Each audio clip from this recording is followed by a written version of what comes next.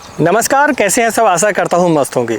दोस्तों, आज के समय पर उत्पादन लेना कठिन नहीं है, लेकिन बाज़ार पर भाव लेना बहुत ही कठिन हो गया है। किसान उत्पादन तो ले रहे हैं, मगर उसके मंडी पर भाव यदि उन्हें नहीं मिलेंगे तो उनका जो मुनाफा है वो वहीं का वहीं रहेगा, उन्हें मुनाफा नहीं होगा। आज इस वीडियो पर मैं आपको 3 फसलों के बारे में बताऊँगा, 3 सब्जियों के बारे में बताऊँगा, जो कि यदि आप जून के महीने में लगाते हैं तो आप यकीन मानिए उनके जो बाज़ार भाव है वो आपको 50 रुपये केजी से नीचे नहीं मिलने वाले हैं। इस वीडियो को आप अंत तक जरूर देखें। वीडियो में आपको पूरी टोटल जानकारी दूंगा, डिटेल में जानकारी दूंगा, कैसे लगाते हैं, किस समय पर लगाते हैं, उनको लगाने का तरीका क्या है। चलिए वीडियो शुरुआत करते हैं। मैं हूं राकेश साहू, आप देख रहे हैं एग्रो जीवन बातें किसान की। यह आपका अपना चैनल है। इस चैनल पर जो भी जानकारी दी जाती है, यदि पसंद आए तो वीडियो को लाइक करें और पहली बार चैनल को सब्सक्राइब करें। दोस्तों, अगर हम देखें तो आज के समय पर जो फसल सितंबर और अक्टूबर के महीने में आती है हार्वेस्टिंग पर, उसके जो बाज़ार भाव है आपको वो मिलते ही मिलते हैं। अगर हम 3 फसलों की बात करें तो 3 फसलों को लगाने से पहले आपको ज़मीन की तैयारी करनी पड़ेगी। ज़मीन की तैयारी में आपको बता दूं कि सबसे जो ज़रूरी काम वो ये है कि आपको गोबर खाद की व्यवस्था करनी पड़ेगी। एकड़ पर कम से कम 3 से 4 ट्राली। हमारी ये बेड बनकर तैयार हैं और इस पर हमने 4 ट्राली पर एकड़ के सबसे गोबर खाद इसमें डाल दी हुई है। डालने का तरीका यही है, पहले आप कच्ची बेड बनाएं। कच्ची बेड बनाने के बाद ऊपर से फिर आप बेड के ऊपर गोबर खाद को डालें और गोबर खाद के बाद आप चाहें तो बेसल खाद को भी डाल सकते हैं। बेसल खाद को भी हम बेड के ऊपर ही डालते हैं, क्योंकि पूरी ज़मीन पर बिखराने से कोई मतलब होता नहीं है। बेसल खाद के रूप में DAP 50 kg, MOP की मात्रा यानी कि पोटास की मात्रा 25 kg और सल्फर जो है इसमें 5 से 10 kg सल्फर बेंजोएट जो आता है उसकी मात्रा आपको डालनी चाहिए। इसके साथ में आप चाहें तो सीवीड यानी कि सगारिका जो आती है इफको कंपनी की, उसको भी आप जो है 5 से लेकर 10 kg तक प्रति एकड़ से आप डाल सकते हैं। मिक्स माइक्रोन्यूट्रिएंट डालने की आवश्यकता आपको बिल्कुल नहीं है अभी, ठीक है। आप इस बात को समझें। बहुत से लोग कहते हैं कि मिक्स माइक्रोन्यूट्रिएंट को डालना चाहिए, लेकिन बेसल खाद में नहीं डालना चाहिए। आप चाहे तो बाद में जो ड्रिप चलाएंगे आप उस पर दे सकते हैं। आप पैसे बर्बाद करने की बिल्कुल भी ज़रूरत नहीं है। आप चाहें तो ज़मीनी स्तर पर जो कीटाणु होते हैं, हमारे जो कीटक होते हैं, उनको नियंत्रण के लिए आप कटाप हाइड्रोक्लोराइड या रेजेंट पाउडर का इस्तेमाल कर सकते हैं 5 किलो प्रति एकड़ के हिसाब से। आप चाहें तो आप ऐसी फसल लगाने वाले जैसे बैगन वगैरह है, मिर्च है, इन पर तो आपको डालना चाहिए जिन पर ज़मीन संबंधी रोग जो है आते हैं। तो आप चाहें तो इनको भी डाल सकते हैं, रेजेंट पाउडर को और कटाप हाइड्रोक्लोराइड को, ठीक है। तो आपने ये समझ लिया बेसल डोज के बारे में। बेसल डोज डालने के बाद आपको ड्रिप लाइन बिछाना है और ड्रिप लाइन बिछाने के बाद फिर आपको मल्चिंग कर देनी है। अब बात ये आती है कि इन फसलों के लिए इन फसलों की दूरी कितनी होनी चाहिए। दूरी में आपको बता दूं, जो मैं 3 फसलें बता रहा हूं, सबसे पहली फसल के बारे में बैगन है। तो बैगन में आपको बता दूं कि बैगन में आपको बेड की जो दूरी है आप कम से कम 5 फीट रखना चाहिए आपको, 5 से 5.5 फीट, और ज़्यादा हो सके ज़्यादा भी रख सकते हैं, लेकिन कम से कम आपको 5 फीट उसमें रखनी चाहिए बैगन की खेती के लिए। और अन्य जो 2 फसलें बता रहा हूँ मैं, उस पर भी आपको कम से कम जो है 5 फीट की दूरी आपको रखनी चाहिए। तो आपने ये समझ लिया कि बेड से बेड की जो दूरी है बैगन पर वो रही कितनी आपकी दोस्तों, 5 फीट से लेकर 5.5-6 फीट तक, ठीक है।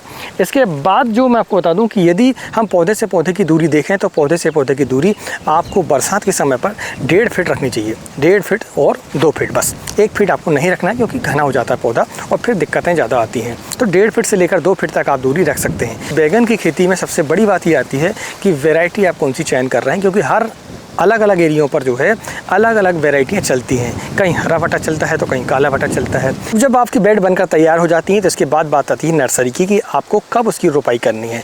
तो नर्सरी यदि आपके पास उपलब्ध हो तो आप जो है जून के लास्ट वीक तक नर्सरी को लगा दें, ठीक है। जून के लास्ट वीक तक यदि आप अभी के समय पर नर्सरी डालते हैं तो लगभग 35 से 40 दिन में बैगन की नर्सरी बनकर तैयार हो जाती है। यदि आप लास्ट जून में या 1 जुलाई पर लगाते हैं तो उसकी जो हार्वेस्टिंग पहली है वो अगस्त के लास्ट महीने तक आपकी आ जाती है। और उस महीने में यदि हम देखें तो उसके जो भाव है बहुत ही बढ़िया मिलते हैं। 40 रुपये 50 रुपये केजी भाव मिलना बैगन के बहुत ही नॉर्मल है, क्योंकि उस समय पर काफ़ी किसान भाई हमारे बैगन का उत्पादन नहीं ले पाते हैं। तो आपको यदि पैसा कमाना है बैगन से तो आपको जो है अभी से तैयारी करनी पड़ेगी, नर्सरी डालनी पड़ेगी या नर्सरी का ऑर्डर देना पड़ेगा आपको, ताकि आपकी जो TP है वह 1 जुलाई तक हो जानी चाहिए। दोस्तों, बैगन एक ऐसी फसल है जिस पर उत्पादन तो ज़्यादा आता है लेकिन लागत कम आती है। लागत में यदि हम देखें तो इसमें स्टेकिंग का ज़्यादा उतना खर्चा नहीं होता जितना टमाटर वगैरह का होता है। आपको बांस तो लगाने होते हैं, खम्भे साइड में लगाने होते हैं। जब फसल बढ़वार रहती है बरसात के समय पर तो आपको बांस तो लगाने पड़ते हैं, स्टेकिंग करनी पड़ती है, लेकिन जैसे टमाटर हम एक एक करके बांधते हैं वैसा आपको बांधना नहीं पड़ता है, ठीक है। रोग इसमें फंगस जनित बहुत ही कम आते हैं, आते ही नहीं कहे तो चलता है। थोड़ी बहुत फल गलन की समस्या आती है बरसात के समय पर। इसके बाद सबसे बड़ी जो समस्या इस पर है वो है फूड बुरस सूट की। फूड बुरस सूट यानी कि तना छेदक छेदक और फल छेदक। तना छेदक और फल छेदक के लिए मैं आपको बता दूं कि सबसे रामबाण इलाज उसका ये है, जैसे ही आप टीपी करते हैं और टीपी करने के 20 से 25 दिनों के बाद आपको जो है फेरोमोन ट्रैप का इस्तेमाल करना चाहिए बैगन में फ्रूट बरो और सूट बरो के लिए। शुरुआत से यदि आप करते हैं तो आपको आगे चलकर जो है समस्याएं कम आती हैं। लेकिन क्या होता है कि हम जब फ्रूट बरो और सूट बरो हमारी फसल पर आ जाता है, उसकी जो पिपलियाँ हैं वो आ जाती हैं, तब हम उसका इलाज करते हैं तो हमें कंट्रोल करने में काफ़ी समस्या आती हैं और समय समय पर आपको इंसेक्टिसाइड का इस्तेमाल करना पड़ता है। इंसेक्टिसाइड में यदि हम देखें तो डेलीगेट है, आपका इमिडाक्लोपिड साथ में उसके ले सकते हैं आप जैसे कटाफेडोक्लोराइड ले रहे हैं तो उसके साथ में आप डेलीगेट का इस्तेमाल कर सकते हैं, इमामेक्टिन बेंजोएट का इस्तेमाल कर सकते हैं, उसके साथ में एसीटा का इस्तेमाल कर लें, एक उड़ने वाले पतंगे के लिए और एक हमारे इल्लियों के लिए। इस तरीके से मैनेज करके आपको चलना पड़ेगा। उसमें देखिए हम सोमो प्रिंट है, सोमो प्रिंट का इस्तेमाल आप कर सकते हैं, डाइबिल का इस्तेमाल कर सकते हैं जो कि सुमोटोमो कंपनी की आती है। इसके अलावा आप चाहें तो मार्शल जो कि FMC कंपनी का आता है उसका भी इस्तेमाल कर सकते हैं। कई प्रकार की दवाइयाँ हैं फ्रूट बरो और सूट बरो के लिए, आप समय समय पर उनका इस्तेमाल आप करते रहते हैं तो आपकी फसल पर यह समस्या ज़्यादा नहीं आती है। लेकिन सबसे बड़ा इलाज मैंने जहाँ तक आज तक देखा है वो है फेरोमोन ट्रैप। यदि फेरोमोन ट्रैप अच्छी कंपनी का आपको मिल जाता है तो आपको ये सब दवाओं का इस्तेमाल करने की आवश्यकता बहुत ही कम पड़ती है। तो दोस्तों आप बैगन की फसल को लगाएं और अच्छा खासा मुनाफा आप कमा सकते हैं। अब हम जानते हैं हमारी दूसरी फसल के बारे में। दूसरी फसल है दोस्तों मिर्च। मिर्च एक ऐसी फसल है जो कि अगर यदि आप लगाते हैं तो उसके रेट आपको मिलते ही मिलते हैं, डेफिनेट समझ लें आपको। तो उसको जो लगाने का सही समय है वो यही है, जब बैगन हमारा लगेगा उसी समय पर आपकी मिर्च भी लगेगी। अभी के समय पर आप उसकी नर्सरी तैयार करवा लें या खुद कर लें और जैसे ही 1 जुलाई आती है तो उसकी जो टीपी है आप कर दें, तो वह जो हार्वेस्टिंग उसकी आती है वह भी आपकी 45 दिनों के बाद, यानी लगभग हाफ अगस्त से लेकर लास्ट अगस्त तक आपकी हार्वेस्टिंग चालू हो जाती है। और उस समय पर आपको मिर्च के जो रेट हैं वो 100 रुपये के जी तक भी मिल सकते हैं, 70 रुपये, 60 रुपये, 80 रुपये, इससे नीचे आपको भाव इसके मिलने वाले नहीं हैं, क्योंकि उस समय पर किसी भी किसान की मिर्ची नहीं निकलती है। जो लोग अगेती लगाते हैं उनकी ही मिर्च जो है बाज़ार पर आती है।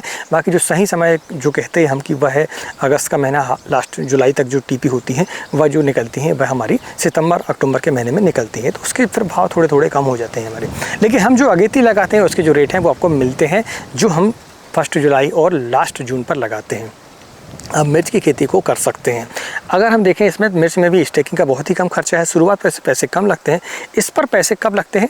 जब आपकी तुड़ाई चालू हो जाती है। यह मिर्च की बहुत ही अच्छी बात है क्योंकि पौधा उतना बनता नहीं शुरुआत से और आप उस पर दवा भी कम स्प्रे करते हैं तो चल जाता है।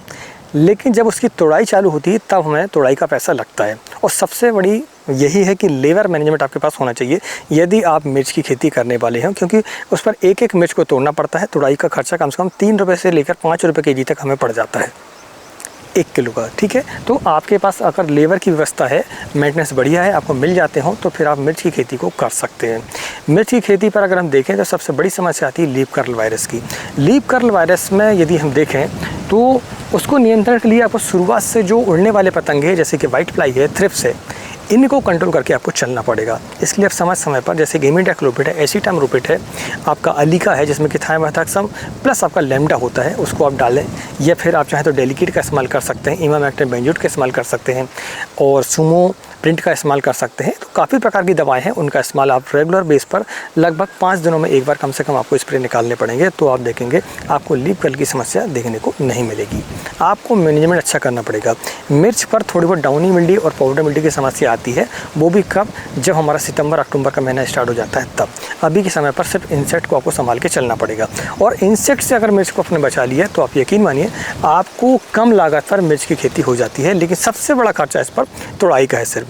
अगर हम वैरायटी की बात करें तो वैरायटी में जो वैरायटियाँ प्रमुख हैं वो है सुनिधि VNR कंपनी की, जो कि हरी मिर्च के लिए बहुत ही बढ़िया है। उसका वज़न बहुत आता है, कलर जो है काफ़ी डार्क है उसके बाज़ार प्रभाव में अच्छे मिलते हैं और लगभग 40 से 45 दिन उसकी हार्वेस्टिंग स्टार्ट हो जाती है। इसके अलावा देखें हम तो BASF की आर्मर, ये भी बहुत ही बढ़िया वैरायटी है। तो एक की 47, तेजस, 9 तेज, ये काफ़ी प्रकार की वैरायटी हैं। आपके एरिया के हिसाब से आप देखें कि कौन सी वैरायटी आपके यहाँ चलती है। कुछ जगहों पर क्या होता है कि डार्क ग्रीन चलती है, कुछ जगहों पर फीका कलर चलता है, कुछ आप अपने एरिया से आप देख सकते हैं। उत्पादन लगभग सभी वैरायटियों का लगभग सेम होता है। हमारे मैनेजमेंट के ऊपर होता है कि हम कैसा मैनेजमेंट करते हैं और कैसा उत्पादन लेते हैं। मिर्च की खेती पर रेट की गारंटी है कि आपको सितंबर और अगस्त के महीने में 50 रुपये के जी से ऊपर ही रेट मिलने वाले हैं। और उत्पादन की अगर हम बात करें तो उत्पादन मिर्च का जो उत्पादन है वह 400 कुंटल 500 कुंटल तक प्रति एकड़ के हिसाब से आप ले सकते हैं।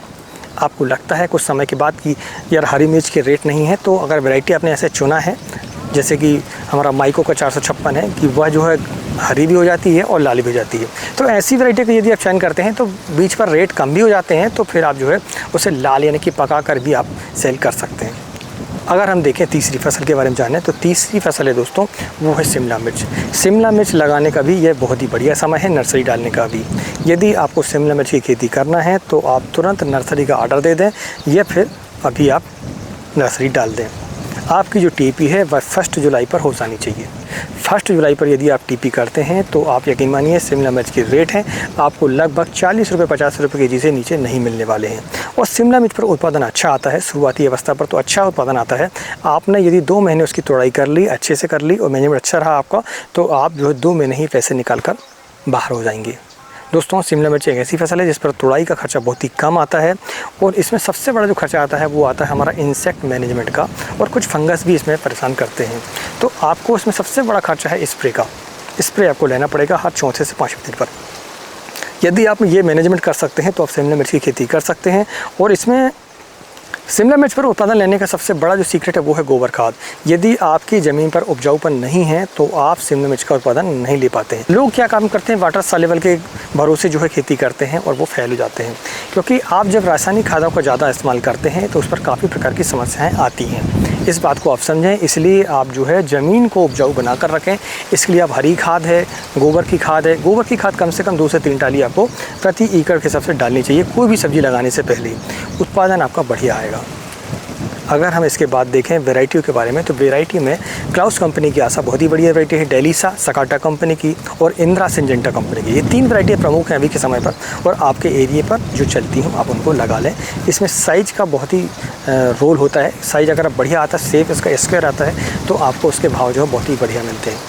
दोस्तों इस वीडियो पर हमने आपको 3 फसल ऐसी बताई हैं, 3 सब्जियाँ ऐसी बताई हैं जो कि यदि आप 1 जुलाई पर लास्ट जून पर यदि टीपी करते हैं तो आप यकीन मानिए उसके जो भाव हैं आपको 40 रुपये 50 रुपये के से ऊपर ही मिलने वाले हैं। और यदि ये भाव मिल जाते हैं किसान को तो किसान जो है मुनाफा कमा सकता है। तो यदि आपको यह जानकारी पसंद आई हो तो वीडियो को लाइक करें और चैनल पहली बार चैनल को सब्सक्राइब करें। मिलते हैं एक नई वीडियो में एक नई जानकारी के साथ। तब तक नमस्कार, जय हिंद, जय किसान, जय जवान।